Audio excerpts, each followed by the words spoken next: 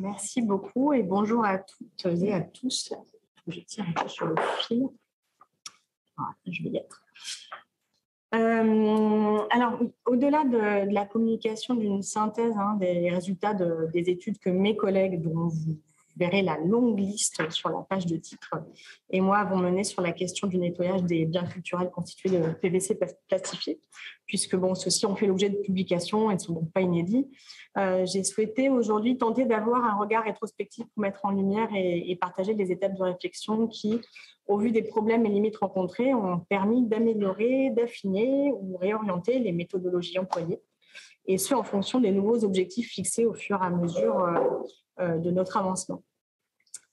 J'aimerais par là aussi montrer combien la combinaison des compétences impliquées dans les projets de recherche en conservation-restauration leur est hautement bénéfique, et en creux dire qu'on pourrait souhaiter que ces collaborations se généralisent. Car oui, ce projet peut avoir une suite, tous les mystères concernant l'évolution de ce matériau dans le temps n'ayant pas encore tous été percés, et les solutions pratiques et concrètes pour mettre en œuvre les meilleures stratégies de conservation-restauration n'étant pas encore totalement abouties. C'est donc une petite thérapie collective, un bilan critique que je vous propose aujourd'hui. Je commencerai par rappeler brièvement les enjeux spécifiques au nettoyage des biens culturels en PVC plastifiés, avant de rentrer dans l'exposé des choix méthodologiques opérés pour les tests mis en place et leur évaluation, avec en filigrane l'examen critique de la démarche et l'exposé des résultats obtenus quand on en a obtenu. Bref, oui, voilà. J'ai commencé à m'intéresser à la question du nettoyage de ce qu'on a appelé les matières plastiques dans le cadre de mon mémoire de Master 2 en conservation-restauration des biens culturels. Et au cours de ce travail, ont rapidement émergé des interrogations à propos de ce qu'il fallait faire des substances endogènes parfois présentes à la surface de ces matériaux. Car au cours de leur vie, on peut donc voir apparaître à la surface de ces matières globalement deux types de substances endogènes, des produits de dégradation ou des additifs. Et là, vous avez des exemples sur des nitrates de cellulose et la mousse de caoutchouc. Et au début de nos recherches, nous faisions donc face à des questions d'ordre déontologique et technique. Déontologique, car si l'on suit la définition du nettoyage que j'aime bien et que je vous ai mis à l'écran, et que l'on considère que ces éléments présents en surface sont constitutifs du matériau, on ne devrait pas chercher à les enlever. Sauf que finalement, ils ne sont désormais pas plus utiles au matériau qu'une couche de corrosion sur du métal historique. Attention, je n'ai pas dit du métal archéologique. Et comme il y a globalement deux raisons qui peuvent motiver un nettoyage, une raison conservatoire, la matière présente en surface est une potentielle source de dégradation, ou encore une raison de lisibilité de l'objet, on pourrait donc souhaiter pouvoir nettoyer ces surfaces. Déontologique et technique parce qu'au-delà du fait qu'on ne sait pas toujours comment les enlever, nous n'avions aucun recul sur les conséquences que cela pouvait avoir sur le matériau à court et long terme. Je vais aller très vite là-dessus parce que déjà, je pense que je suis moins précise que mes prédécesseurs. Mais globalement, parmi tous les plastiques, le PVC plastifié, matériau star de la journée, est symptomatique des problèmes liés au nettoyage des objets en matière plastique plastifiés de manière externe. Donc, globalement, on a un matériau qui comporte des substances non polymérisées, dont les fameux plastifiants, et je ne m'étends pas plus. Et ce qui se passe au cours donc, de la vie du matériau, c'est que ces espèces non polymérisées, plastifiants et ou additifs, en fonction donc, des conditions de conservation de ce matériau, vont avoir tendance soit à s'évaporer, soit à migrer à la surface du matériau. Et donc, ce symptôme courant du vieillissement du PVC plastifié se traduit par des surfaces qui deviennent poisseuses et collantes. Là, vous en avez deux exemples. Et peut aller jusqu'à la formation de gouttes en surface. Et là, vous avez au milieu la photo de la fameuse Joconde, dont parlait Gilles tout à l'heure. Et vous avez aussi deux photos, des photos de détail de fauteuils gonflables. Et alors là, les gouttelettes sont à l'intérieur pour faciliter les choses. Ça veut dire qu'on n'a pas d'accès en fait. Et cela a des conséquences donc néfastes pour la conservation des objets. Ils favorisent l'adhérence des poussières et de tout matériau en contact. Ils peuvent altérer l'aspect de surface des objets en modifiant leur brillant, et ils posent de sérieuses difficultés de gestion puisqu'il est très difficile d'élaborer des solutions de stockage et de manipulation satisfaisantes. Là, vous avez l'exemple, c'est un un bout de diptyque de Tamas d'Anco qui est conservé au FNAP. Et là, vous avez en détail voilà, des fibres collées à la surface. Et puis, comme pour tous les biens culturels, hein, le PVC a aussi droit à son petit lot de substances exogènes. Voilà pourquoi on pourrait-on vouloir nettoyer ces PVC plastifiés sans vouloir tomber, bien sûr, hein, dans des travers hygiénistes de nettoyeurs compulsifs. J'expliquerai aussi un peu plus tard pourquoi on ne peut pas toujours se limiter à des techniques aqueuses. Pour revenir aux propos de nos industriels de ce matin. Les aspects donc, thermodynamiques de cette migration font l'objet de différentes théories et études et restaient en fait quand même partiellement inexpliquées, surtout quand ils concernent des objets anciens conservés dans un environnement muséal. Et au tout début de nos recherches, là je vous mets dans la thèse d'Yvonne Chachefoy dans laquelle je tire cette citation, l'hypothèse que ces exudats pouvaient aider à préserver un certain équilibre pour le matériau en empêchant, grâce à leur présence, que davantage de plastifiants ne migrent était assez présent dans les esprits. Il s'agissait donc de vérifier ce point. En nettoyant les objets, risquait-on de favoriser la migration de constituants et risquait-on d'accélérer le vieillissement du matériau? L'objectif visé par notre étude était donc de proposer des solutions techniques de nettoyage afin de ne favoriser ni la dégradation du matériau, ni la migration de plastifiants et de répondre aux interrogations qui permettraient de mettre en place des stratégies de conservation curative et préventive adéquates. En ce qui concerne la mise en place du projet, je vais dire que nous sommes passés de la candeur à la raison via une méthode que l'on pourrait qualifier d'itérative. Et là, j'ai représenté en fait ici ce que j'appelle les différentes phases du projet. J'aurais dû mettre deux couleurs, une pour la phase 1, une pour la phase 2, parce qu'elles sont quand même assez différentes.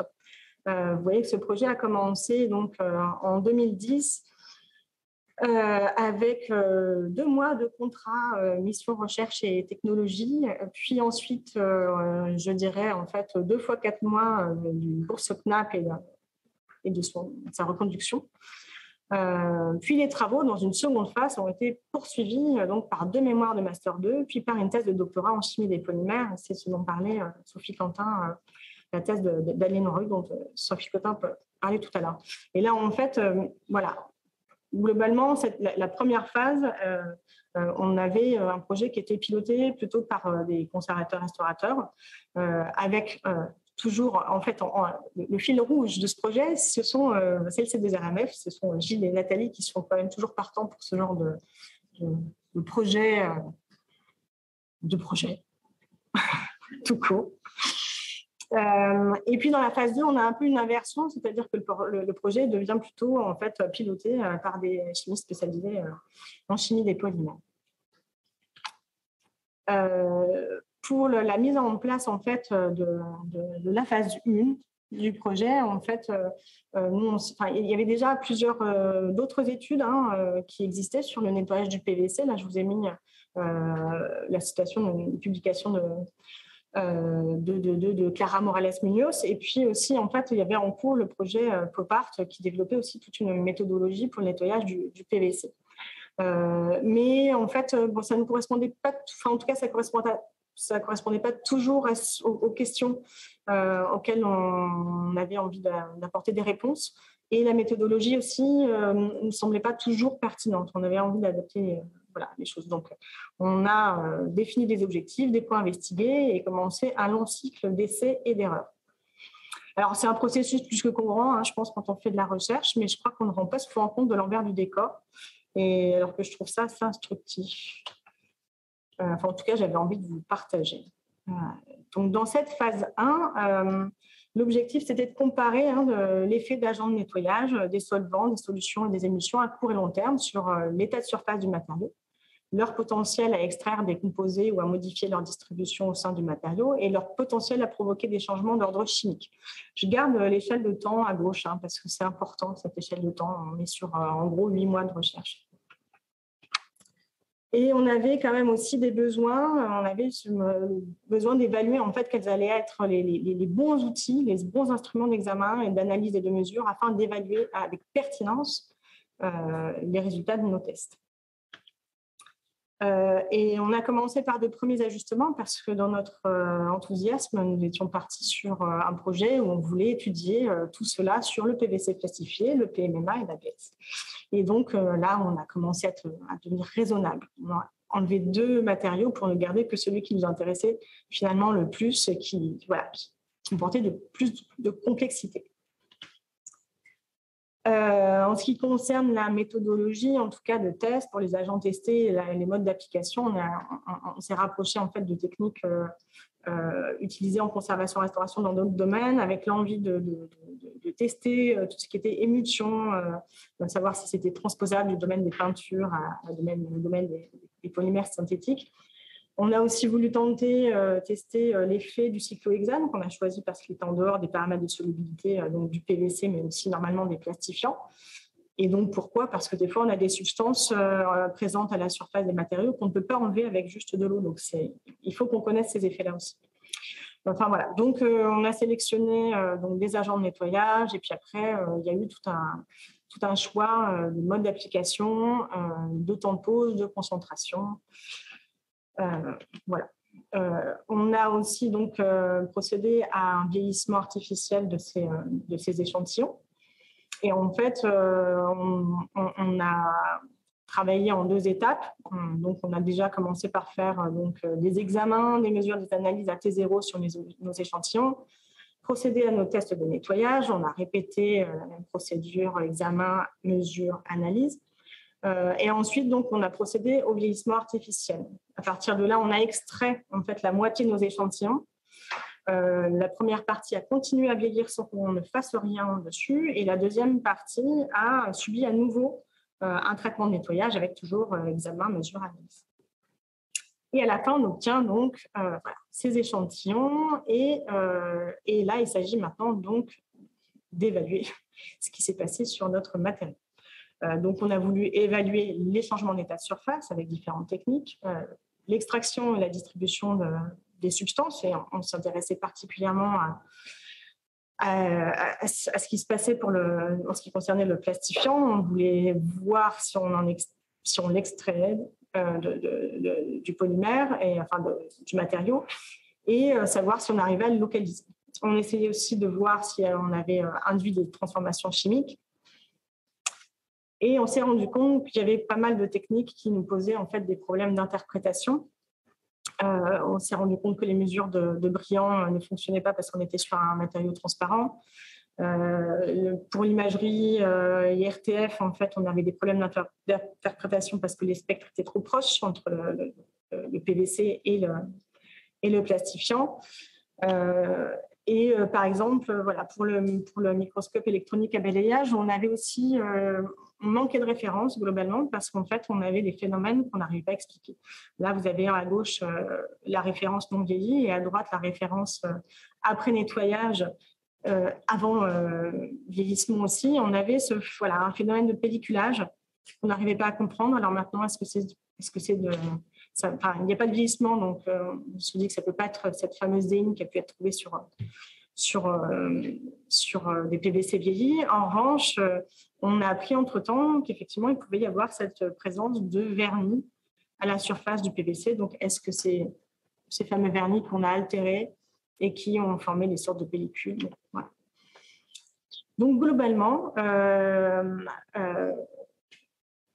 on avait, là, je vous ai mis aussi l'exemple en fait de cartographie Raman. En fait, c'était prometteur, mais globalement, on avait des résultats qui étaient prometteurs, intéressants, mais 8 mois, c'est un peu court. Et en fait, on s'est aussi rendu compte qu'il fallait des compétences multiples impliquées avec du temps spécifique dédié au projet et pas simplement un support ou une mise à disposition d'instruments. Et donc, voilà, c'est là où on se retrouve face à ces limites. Voilà, donc on avait quand même des premiers résultats assez intéressants, notamment en ce qui concerne l'étude de la coloration du PVC, qui semblait, en fait, alors on ne sait pas justement quelle est la substance qui a provoqué le jaunissement du matériau au cours de son vieillissement, mais globalement, on s'est quand même rendu compte qu'un PVC ancien, qui a déjà une certaine durée de vie, est plus sensible aux techniques aqueuses qu'un PVC neuf. On s'est aussi rendu compte, grâce en fait, à la chromatographie liquide couplée à la spectrométrie de masse, qu'en fait, globalement, à part des forts taux de cyclohexane dans nos émulsions, on extrayait assez peu de plastifiants, donc c'était assez satisfaisant. Et c'était, voilà, c'est quand même les deux aspects fondamentaux. Et puis, à l'échelle macroscopique, en tout cas, on n'observait pas de changement majeur. Il y avait en revanche aussi, en tout cas, beaucoup de questions en suspens. Que traduisaient les changements de rugosité qu'on avait pu mesurer? Est-ce que ça s'expliquait par une perturbation de la surface, par l'apparition d'une substance en surface? On n'arrivait pas du tout à l'interpréter. Je vous l'ai dit, les changements d'ordre chimique qu'on a pu, en tout cas, observer en fait, par les mesures de colorimétrie, on ne savait pas à quoi l'attribuer.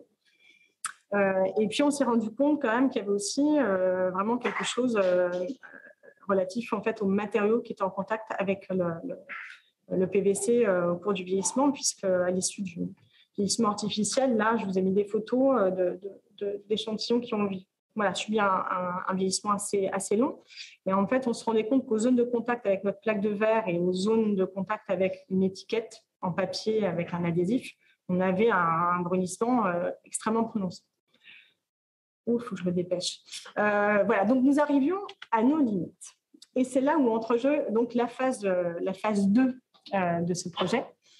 Et c'est après une discussion en fait avec Agnès Latuati qui était à l'époque au CRC qui m'avait demandé après pop art sur quoi pourrait-on travailler au niveau matériaux synthétiques. Et je lui avais dit, je pense que sur le PVC il y aurait matière A. Et c'est là, en fait, où, à partir de ce moment-là, où se sont agrégés plusieurs laboratoires, toujours le C2RMF, toujours partant, le CRC et aussi donc le LPPI. Et donc, ça aboutit à différents projets, et notamment la thèse d'Adeline Royaux, dont les objectifs étaient, je pense que Sophie les a rappelés tout à l'heure, mais en fait, il y avait, en tout cas, d'évaluer les conséquences du nettoyage sur la migration ultérieure des plastifiants. Et en fait, dans ce projet, on s'est affranchi en tout cas d'un nombre trop important de paramètres que nous, on avait inclus dans la phase 1 de l'étude. Et en fait, le nettoyage, il a été fait de manière mécanique juste pour donc, enlever les exudats et évaluer l'effet de leur retrait sur l'évolution du matériau. Il y a eu aussi la mise en place d'un arsenal plus conséquent pour l'évaluation. Et en fait, on a obtenu une réponse clé qui était que, en gros, l'élimination des exudats par nettoyage mécanique n'avait pas d'effet sur le vieillissement ultérieur du PVC et notamment la vitesse de migration des plastifiants. Donc, en bilan, on se dit que, en fait, finalement, cette phase 1, elle aurait probablement dû avoir lieu avant, la phase 2 aurait probablement dû avoir lieu avant la phase 1. Parce qu'en fait, cette question fondamentale, savoir, ne serait-ce que, en s'affranchissant des agents chimiques, savoir juste si le retrait de ces plastifiants présents en surface changeait la donne pour le matériau, c'était déjà en fait la question principale. Mais en même temps, est-ce que cette phase 2 aurait pu voir le jour sans que la phase 1 existe? Voilà. Et donc aussi, est-ce que cette phase 1 n'a pas servi à démontrer que le sujet revêtait un intérêt particulier? Donc voilà, en tout cas, ce projet sur le nettoyage a montré à quel point plusieurs questions sont liées, et notamment aussi celle du conditionnement et des matériaux qui peuvent être mis en contact avec le PVC plastifié. Mais je pense que ces aspects pourraient continuer à être investigués en se servant donc, de la méthodologie mise en place de manière un peu plus costaud, je dirais, et en se retournant peut-être maintenant vers des tests faisant intervenir peut-être à nouveau plus de paramètres, différents agents de nettoyage, différents types de conditionnement utilisables pour la conservation des biens culturels. Et là, je parle de conditionnement, pas que des matériaux en contact, mais vraiment le mode de stockage des boîtes. Voilà, je vous remercie pour votre attention.